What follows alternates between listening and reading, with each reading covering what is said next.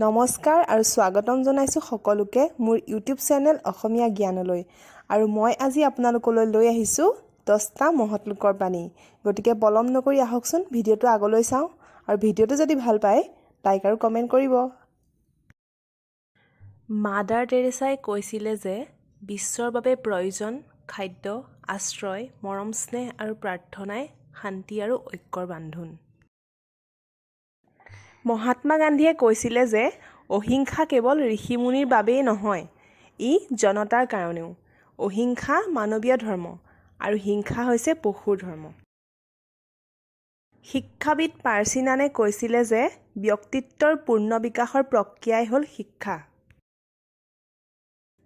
Herbert স্পেন্সাৰৰ মতে শিক্ষাই ব্যক্তিৰ সুস্থ নৈতিক চৰিত্ৰ গঠন কৰে। স্বামী বিবেকানন্দই কৈছিলে আমাৰ কৰ্তব্য নিজক ঘৃণা নকৰা। ডক্টৰ সৰ্বপল্লী ৰাধাকৃষ্ণনে কৈছিলে যে সকলো ধৰ্মৰ মূল কথা এটাই, সেইটো হৈছে মানুহক মানুহৰূপে গঢ়ি তোলা। ছক্ৰেটিছে কৈছিলে যে শিক্ষাই জ্ঞান, জ্ঞানেই শক্তি, ভুল আঁতৰাই সত্য প্ৰতিষ্ঠা কৰাটোৱেই শিক্ষাৰ মূল লক্ষ্য।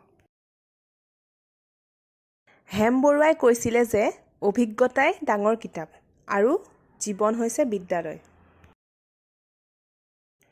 স্বামী বিবেকানন্দই কৈছিলে যে যি পাৰ হৈ গ'ল সেই অতীতলৈ আৰু উভতি নাচাবা, কেৱল আগলৈ চোৱা আৰু অসীম শক্তিৰে অদম্য উৎসাহেৰে তথা দুৰ্জেয় সাহসেৰে আগবাঢ়া, তেতিয়াহে মহৎ লক্ষ্যত উপনীত হ'ব পাৰিবা। মিল্টনে কৈছিলে যে এখন ভাল কিতাপ নষ্ট কৰা আৰু এজন ভাল মানুহক হত্যা কৰা একেই কথা। গতিকে বন্ধু বান্ধৱীসকল, ভিডিঅ'টোত ইমানেই আছিল।